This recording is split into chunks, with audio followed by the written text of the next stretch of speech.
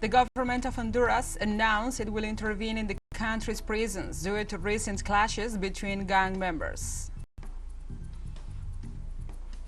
In France, an avalanche near Mont Blanc in the country's southeastern region killed 5 people, injuring several others. And in Palestine, a teenager was killed by Israeli forces in the Govt Jabr refugee camp in Jericho, occupied West Bank.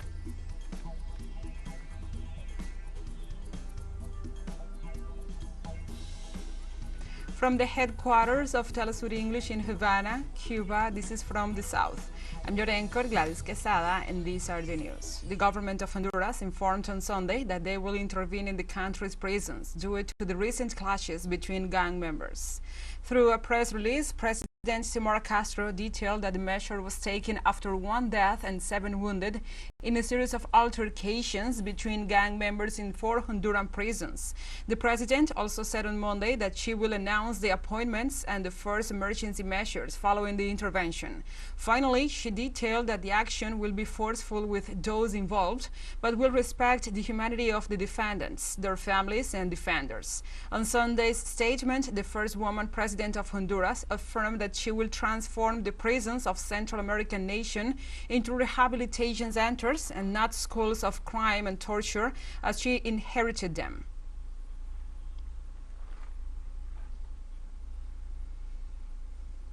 On Sunday, the Venezuelan Republic Prosecutor's Office reported that 67 arrests and 142 search warrants were requested as part of the anti-corruption operation carried out by the government. According to the Attorney General Tarek William Saab via Twitter, the judicial actions seek to punish the mafias of the 31 PDVSA crypto and the Venezuelan Corporation of Guyana schemes, among others. Saab detailed that a total of 127 people are being investigated. 10 are in preliminary phase, 16 are in trial, and 75 have been sentenced.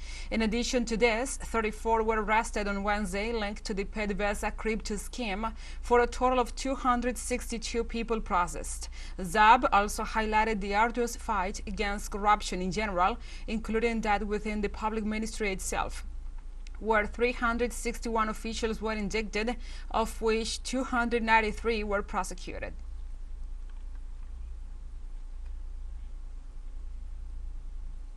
And in Cuba, search and rescue teams have found the lifeless body of the 4th worker who was missing after a chimney column broke off at the Antonio Guiterres thermoelectric power plant in Matanzas province on Saturday. According to a national television report, the body belongs to 57-year-old Lázaro Frank Montero. This concludes the search for the 4 workers who were at the scene at the time of the incident, with the preliminary results of 2 injured and 2 dead. The collapse of a 7-meter high wall occurred when the 4 employees were working on the lower part of the chimney. The victims belong to a Ministry of Constructions company specialized in repair and maintenance in the high altitude and chimneys.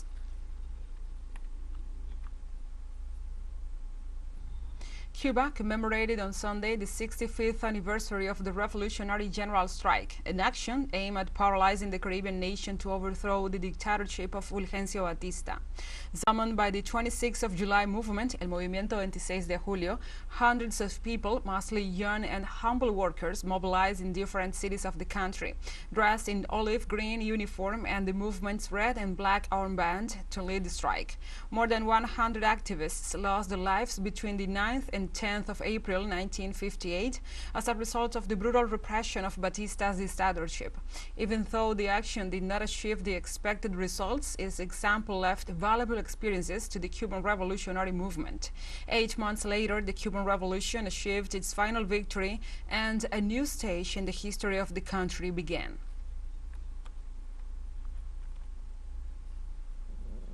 In the United States, Norfolk Southern Company reported a new trail derailment in Alabama occurred on Saturday and stated it did not involve toxic materials and did not create danger for the public. The company announced on Sunday that the derailment of a locomotive and 11 train cars happened on Saturday night in Jasper, Alabama. The company said 2 of the train's crew members were briefly trapped in the engine room and that they were treated at a hospital and released. The derailment happened weeks after several Norfolk Southern train cars went off the tracks on March the 9th in a rural area of Calhoun County, northeast of Birmingham, Alabama, and after a February 3rd train derailment that spilled hazardous chemicals into creeks and rivers in Ohio. The National Transportation Safety Board said it will begin a broad look at Norfolk Southern's safety culture, the first such investigation within the rail industry since 2014.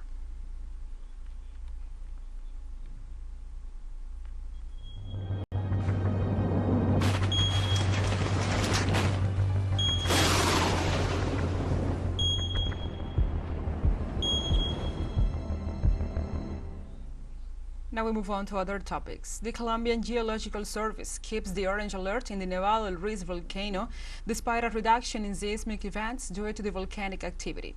The geological authorities reported about 180 earthquakes during this Sunday morning in the Nevado del Ruiz. They warned that the number of earthquakes inside the volcano may decrease, without this meaning that there is less volcanic activity inside the volcano. For this reason, they called local residents to be attentive to the reports and indications of the disaster prevention authorities. The agency also said that as of this Monday, the number of daily earthquakes will no longer be reported, since it is no longer a relevant parameter, as are the depth and location of the seismic events in the volcano. The activity of the Nevado del Ruiz volcano today has been characterized by an important decrease in the number of earthquakes. However, this does not mean that the volcano has returned to its normal levels of activity. On the other hand, the number of thermal anomalies at the bottom of the crater has increased and the gases have decreased, especially the water steam coming out of the crater. This indicates that the volcano is still very unstable and that it is important to be cautious and follow all the indications given by the authorities. The Geological Service will continue issuing timely and prompt information so that both the community and the decision makers will have this information readily available. Let's take a short break, but first, remember you can follow us on our TikTok at TeleSUR English, in which you will be able to see news in different formats, news, updates, and more. Other stories coming up. Stay with us.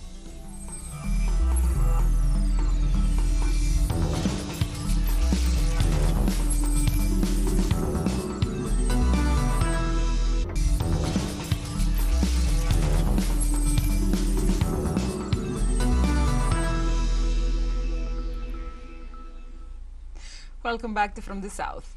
In France, rescue teams found on Sunday the body of a fifth person following a snow avalanche in the Alps. Authorities reported that they are still searching for another missing person, so the final death toll could rise. The fifth body was recovered last night thanks to signals from the victim's cell phone.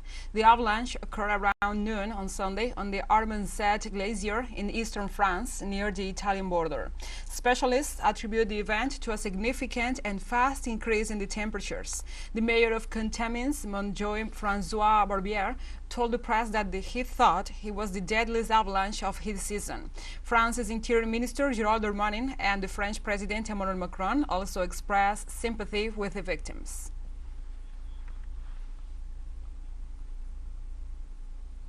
In the south of France, the collapse of a residential building in Marseille has caused at least 5 serious injured, and it is estimated that in the coming hours it may increase the number of victims. The affected building is located at number 17 Tivoli Street, and its collapse also affected the surrounding buildings. According to the authorities, the main hypothesis is that the collapse was caused by an explosion, whose causes are still unknown. According to the first official report, the collapse has affected 33 residents of Marseille, 6 of whom had to be taken to the hospital, and 5 are in relatively serious state. It was known that rescue works at the site are being complicated by a fire in the debris.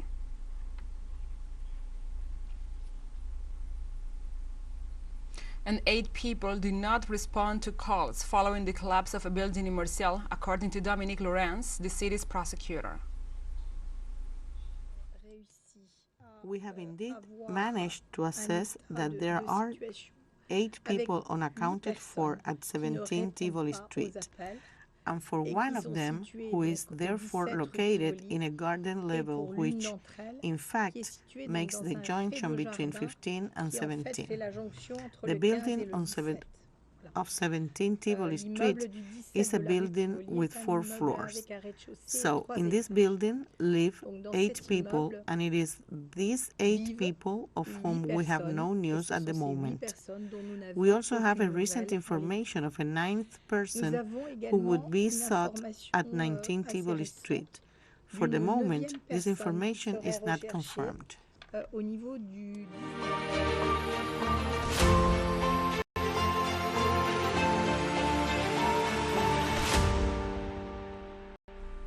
Now we move on to other topics.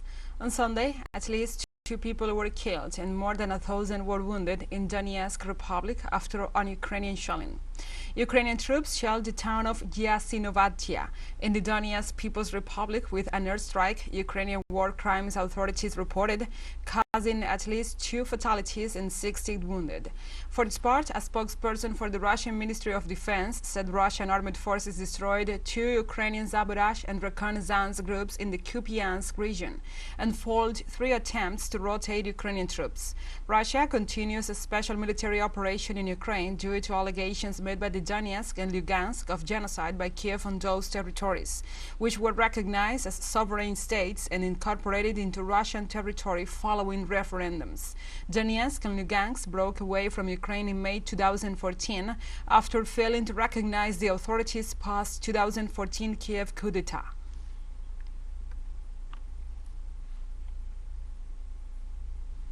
And the Chinese armed forces continue for second consecutive day a joint patrol over Taiwan Strait. On Sunday, the Chinese military continued its combat readiness patrols and military exercises around the island of Taiwan. The maritime maneuvers involved destroyers, frigates, speedboats, and coastal assault forces. At the same time, dozens of Air Force aircraft flew into the target airspace in combat formations. According to a command spokesperson, these operations serve as a strong warning against separatist forces seeking Taiwan's independence and the foreign interfering forces.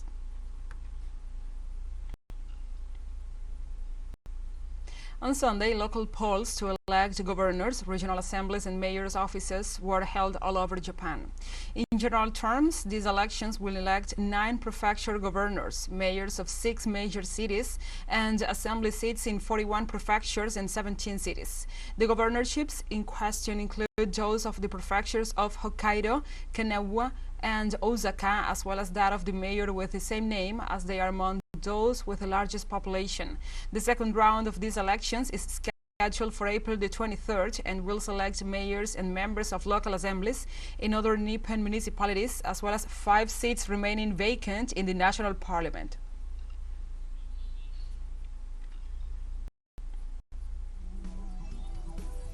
TeleSUR English continues to grow.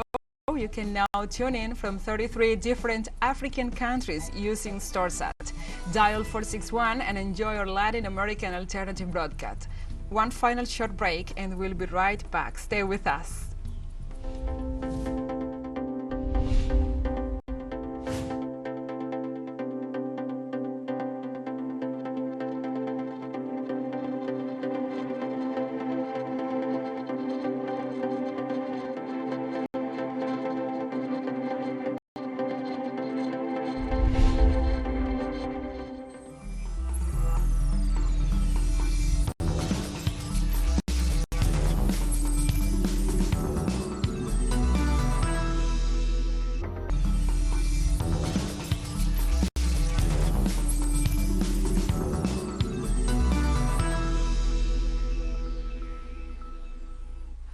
Welcome back.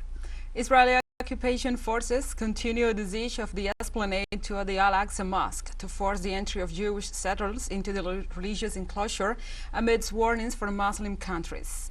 According to the Department of Islamic Endowments in Jerusalem, dozens of settlers entered the site and carried out provocative tours under the protection of Israeli uniformed personnel on the occasion of the Passover celebrations. The troops set up several barriers inside the walls of the old city and prevented the young Palestinians from entering the Al-Aqsa Mosque. On the other hand, the Jerusalem government recalled the exclusive right of Muslims to the Al-Aqsa Mosque and described the ongoing violations of the sanctity of the prayer site as the crime of the occupations.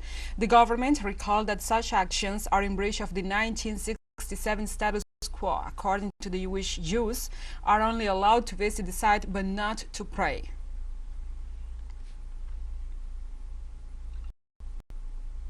And the Israeli forces killed a 15-year-old Palestinian young man and injured 2 others in a raid in Aqaba Job refugee camp in the occupied West Bank. In a brief statement on Monday, the Palestinian ministry identified the 15-year-old killed in the raid on Aqaba Job refugee camp as Mohammed Fayez Blekhan, and the injury of 2 young men with live bullets in the lower extremities, while another was transferred to a hospital due to a live bullet wound in the head. The ministry also said that Blekhan was targeted with live bullets in the head, chest, and abdomen. Local sources said that the Israeli occupation forces closed the entrances to Aqaba Jober camp after storming the camp in large numbers, climbing the roofs of houses, and deploying snipers to arrest activists. And the Pope Francis called for an end to the armed conflicts affecting the world during his Easter Sunday Mass and the traditional blessing Urbi et Orbi. Gathered around St. Peter's Square at the Vatican in front of thousands of faithful, the Supreme Pontiff expressed his deep concern over the conflicts in which many countries around the world are currently involved. During his speech, Pope Francis referred to the conflict in Ukraine and also to Haiti, where for several years have been suffering from a serious social, political, and humanitarian crisis. The Pope also condemned the new wave of tensions between Israelis and Palestinians following the violent intervention of the Israeli occupiers' police in the Al-Aqsa Mosque in Jerusalem, events that he said threatened the desired climate of trust and mutual respect necessary to resume dialogue. In this sense, he called on the international community to put an end to all these conflicts.